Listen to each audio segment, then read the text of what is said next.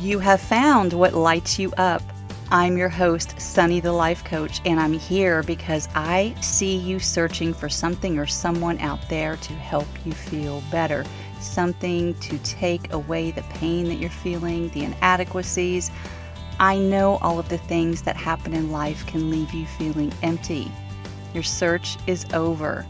This podcast is all about finding your own freedom and power to love yourself enough to shine in the ways you were always meant to, the ways in which you are already fully capable of. If you're ready for some real talk, some serious truth bombs, and a few F-bombs, you are in the right place. Let's do this. Let's get lit.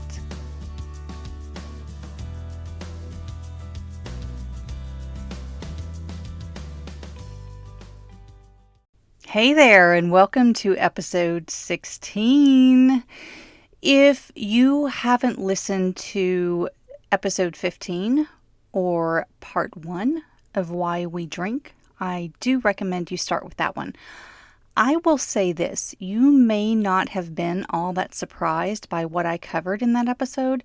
It's almost like things we know that we may not readily admit, not even to ourselves. And as things often happen, after you've had a conversation with someone, you think maybe if I'd said it this way, it would have been better. Well, that happened for me with episode 15. I know it's a difficult topic for some of us, and I really want to get it right, especially because I'm going to get into territory today that may be controversial if you haven't heard it before from other coaches in this space. This space I'm referring to is emotional well-being. That's really what we're after, whether we realize it or not. A way to find out how to manage our emotions without trying to avoid them or numb them or pretend to be someone we're not. With a nod of sincere appreciation to my therapist, I could even call this whole podcast Things My Therapist Didn't Tell Me. Again, I love all therapists. I appreciate all of the support I've had when I needed it most. I have simply found coaching to be far more empowering in the ways I learn to look at everyone around me and to look at myself in an entirely new perspective. One that doesn't require labels beyond that of being a human who is worthy. Perspectives that I was only able to learn on this journey. It's all really so good. Now, I could go back, edit, and republish my previous episode, but nah. It still has value just the way that it is. I look at it this way. I can't go back and edit a conversation that's already happened. All I can do is follow up and clarify or expand on the points I intended to make. So I want to treat this the same way. I want this podcast to be a living testament to the potential for growth, and that years from now, we can come back to these early episodes and reflect on how far we've come together. How cool would that be? Well, that's my vision. I thought about a couple of things that I would have expanded on in episode 15, so I'm going to include them now before we go deeper with this topic today. First, in no way was it or is it my intention to glorify underage drinking by including references to it. I think many of us know how that works. It isn't safe. Of course, it's not legal. But many times teenagers find ways to do what they want to do and try what they want to try, despite the best intentions of their parents or guardians or the loved ones around them. And maybe it's not until college that some test those waters for the first time. Those scenarios are frequently around binge drinking, even more dangerous. It is not my position to pass judgment on things that teenagers do or things that I did myself as a teenager. My position is to deal in reality, to acknowledge it and face it, not to pretend that it didn't happen or that it doesn't happen, not to look the other way, not to sweep it under the rug. This shit happens. Fact. I think we spend far too much time pretending things around us aren't really happening. And it's time to wake up to that. Time to have some awareness. Time to deal with some truth bombs. The other thing I would add to this part of the topic is that I'm not talking about over drinking in terms of alcoholism. Not in terms of hitting rock bottom or being physically, chemically dependent on alcohol. You know that you may be if you have tremors or other physical reactions that will only subside if you drink. For those scenarios, you need to see your doctor and you need to be 100% honest with how much you consume. There are safe ways to detox, but only with medical supervision. This should be widely known by now, but I want to be crystal clear that when I'm talking about drinking, I'm not in this realm of addiction or dependency. That's exactly what I'm going to address today because our society treats the overconsumption of alcohol as if it's one or the other.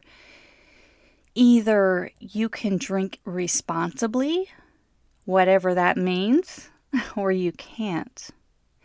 If the latter, you are an alcoholic and you need treatment. That's what our society says. If you can't control your drinking, the amount, the frequency that you consume, or your behavior while under the influence, or just limit it to a few drinks here and there, then you're an alcoholic. That's what they say. I'm here today to say that there's a space in between just casual drinking, once in a while here and there, special occasions, and alcohol dependency. And while there are a few voices out in the world now that speak about that space in between, I want to ensure that we address it here too. Because not enough of us are addressing that space in between. It's on my long list of things I wish I had known then. Seriously. So I want to ensure that others know this too. I want to ensure that others have awareness that there are a lot of quote-unquote lies other people tell us. And please be aware that I'm using air quotes around lies. They are simply mistruths. Lies in this context are the things that are counterintuitive to our own beliefs. We buy into them because we don't really know what else to do. Yet we're never really addressing the real problem.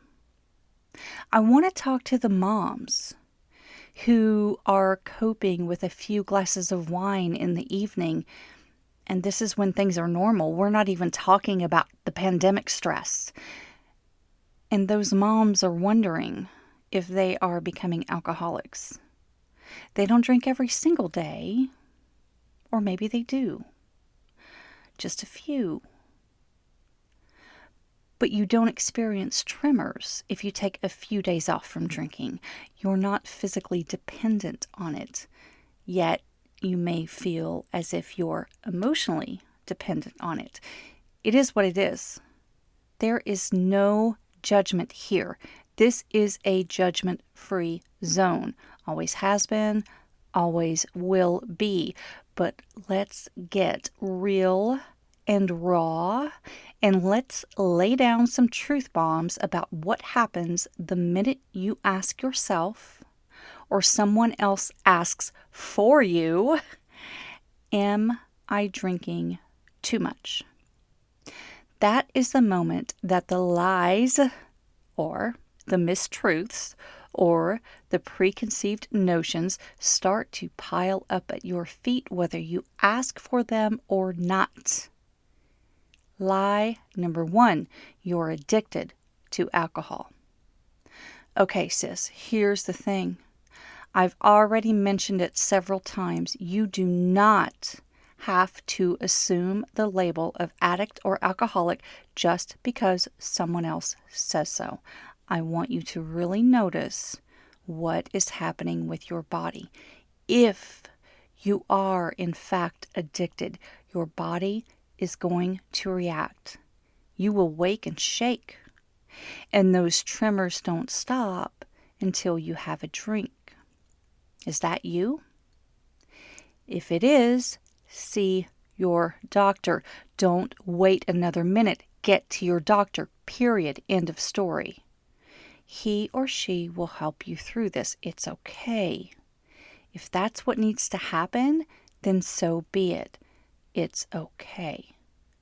Now, if that's not you, that's the first lie, that you're an addict simply because you're craving it all the damn time. You know why you're always craving it? Because you're self-medicating. It's that simple. I said this in the previous episode. You just don't want to feel the bad shit, whatever that means for you. And that may just mean a momentary escape from the stress, or it may mean attempting to numb away a lifetime of pain. Either way, it's really no different than being prescribed a pill. It's just that you have to be honest with yourself and admit that you aren't a medical professional and you have no business prescribing anything. Anyway, you also do not have to take on that label of addict or alcoholic. That's a lie. You do not have to buy into that if you don't want to. Maybe you decide that you do. That's quite all right. Simply put, that should always be your decision. It's not a label that you should allow anyone else to place on you. It's a lie because it's someone else's opinion of you. That's not your truth. It doesn't have to be your truth. You decide. Lie number 2. AA is the only way. Oh my God, I'm going to catch hell for this. I know it and I'm okay with it. Because AA isn't the only way. Have you ever been to an AA meeting? Yeah, they fucking suck. First of all, you introduce yourself anonymously. Yeah, okay, fine. It's just your first name only. And if you're fortunate enough to be in a room where no one knows your name, you can certainly make something up. That's the upside to AA. You can be whoever you want to be, but you always have to identify as an alcoholic or an addict. You have to say, hey, my name is Sarah and I'm an addict. Then the whole room says, hi, Sarah. Great. Apologies to the Sarahs out there. I just had to pick a name, okay? Now, some of you may feel a sense of love and community from this, but I don't. I just don't. Another of the upsides to AA is that if you live in or are close to an urban area, you can find a meeting almost every hour on the hour, around the clock, 24/7. Cool. But let me tell you about those meetings. You will meet some unsavory characters. You just will. Many people are attending these meetings by court order. I'm not even sure why the courts order this, but they do. Some people are there to check the box and get their papers signed. I don't have any judgments about that. I really don't. I'm just saying that you should be aware of this and that it may be the case even if you've carefully selected your place to go. There may be people there that are going against their will. Think about church, if you enjoy going to church, it's an easy enough comparison because many of these meetings are held in church basements. But for the most part, the majority of adults attending church with you are there because they want to be, and because you have a great experience of community and bonding as a result. Now imagine that half of those people are just pissed off because they have to be there. They're throwing side eyes and they're slouching in their seats with their arms crossed and they're not participating at all because they don't really have to do that. They've already checked their boxes. They've had their paper signed. They're there. They're present. They're accounted for. That's going to impact your experience. Just saying. Lie number 3. You are powerless. This is like the first statement in AA's manual, the big book. Admit that you are powerless over alcohol. And I know this whole episode may come off as one big AA bashing, but here's the thing. That's the moment that they lost me forever.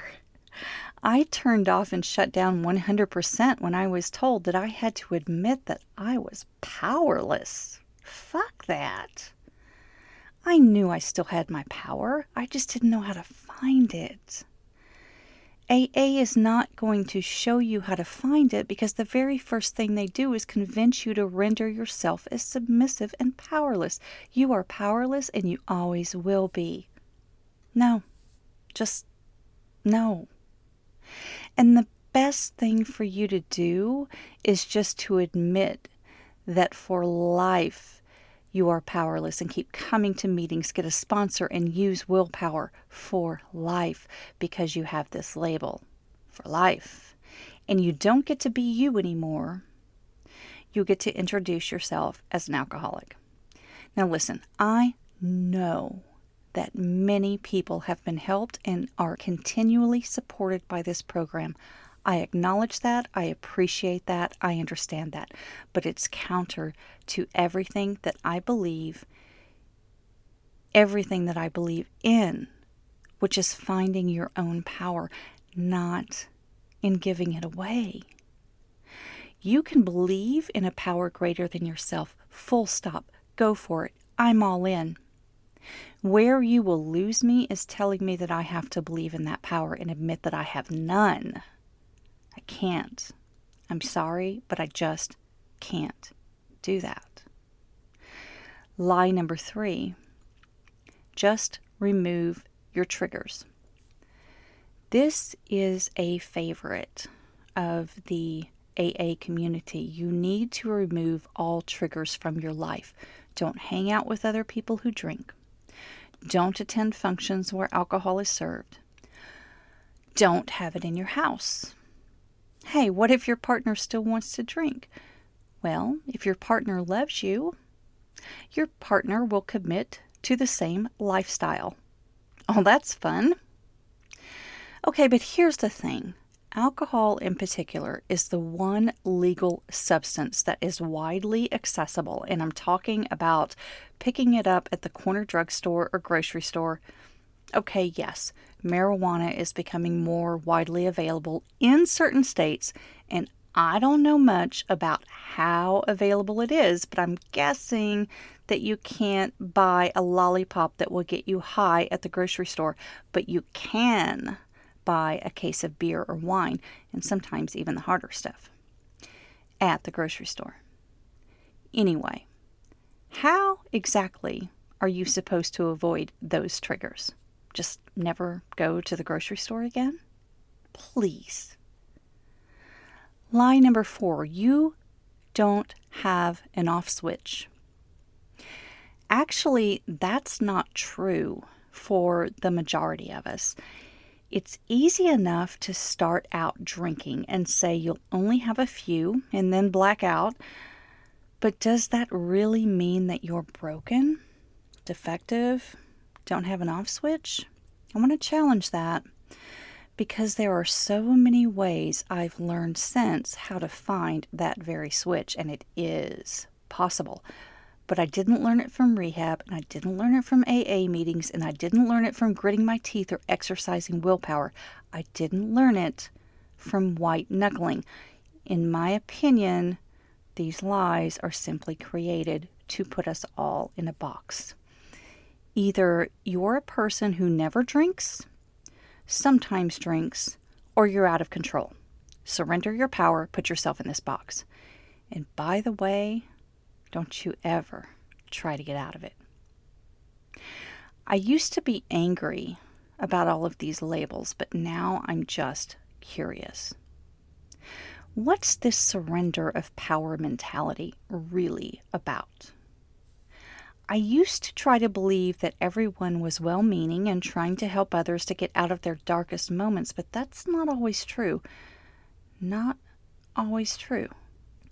I still believe that there are well-meaning people, and they're still just doing the same old playbook they've always used. That doesn't make them bad. It doesn't make them wrong. I like to come at this topic as I do with everything else, with curiosity and compassion. Yet I don't think that we show enough of those things to the people who drink. We want to slap a label on them and send them to a meeting, get a sponsor. No one asks, "Hey sis, what is it that you're trying to numb away?" Sure, in those meetings, we're supposed to stand up and bare our souls to a room full of strangers who are not supposed to judge us. But let's be honest, the judgment in those rooms is palpable.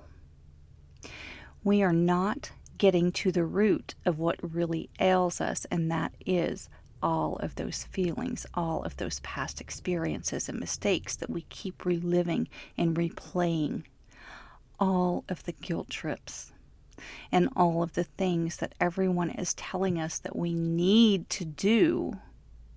It's only adding more stress. Being told that you're an addict really just makes you want to drink more, doesn't it?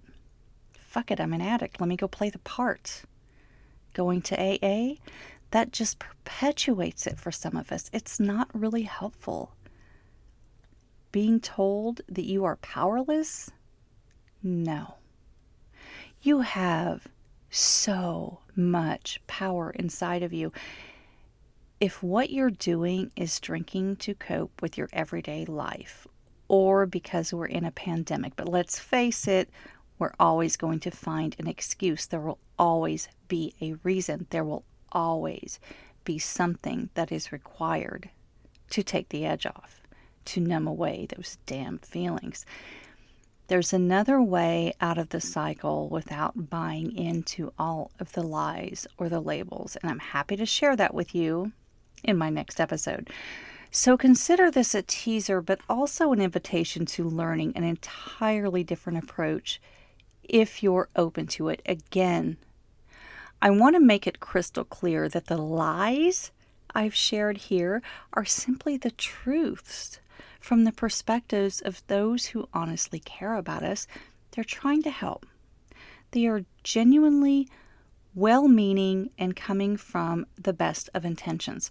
All they know is AA or rehab or throwing those labels down like it's their job, because it's all they know to do. You aren't a bad person for numbing your feelings with alcohol or drugs or food or Netflix or social media. You're simply looking for a way out of how to feel. It's part of your human design, and our society today is all about escaping, and all of the ways that we provide this escape are good until they aren't. That's just the way it is. Few people will judge you for zoning out on Netflix for hours on end. In fact, they will give you recommendations. All day, every day, I see the Netflix recommendations fly, and it's okay. It's totally acceptable. Not as many people judge you for hitting the pantry or the fridge to numb your feelings, and I think that's because food doesn't necessarily alter your mind, at least on the surface. Yet it's all an escape. Everything we do when we reach for those things, for those other things, is with the intention. Whether or not we are aware of it in the moment, it is with the intention of escaping whatever parts of us are hurting in the moment. And it will work in the moment. It always works in the moment. That's what you need to recognize. Yes, of course it works in the moment. We push it away and we don't have to face it until we do. And eventually, we always do. We have to face it. Face it now or later. Either way, face it. Look at it in all of its beauty and in all of its raw ugliness. Just face it. That's what it really comes down to in my mind. In my journey of this life so far, that is what I've truly learned. There is no escape. If there were, I would give you that button to push. I really would. There isn't. As Rumi says, maybe you are searching among the branches for what only appears in the roots. This is it. This is what we've been given, all of the beauty and the wonder along with all of the ugliness and the fuck-ups. This is our experience. This is what it means to be human. The people who tell you these things are most likely coming from a place of love, and that's okay. It doesn't mean that it's the only way. It's time to dig deep and find those roots, my friends. Let's do it. I'm here for you. Always and in all ways. You can find me on Facebook and Instagram at Sunny the Life Coach. Light the fuck up and shine on.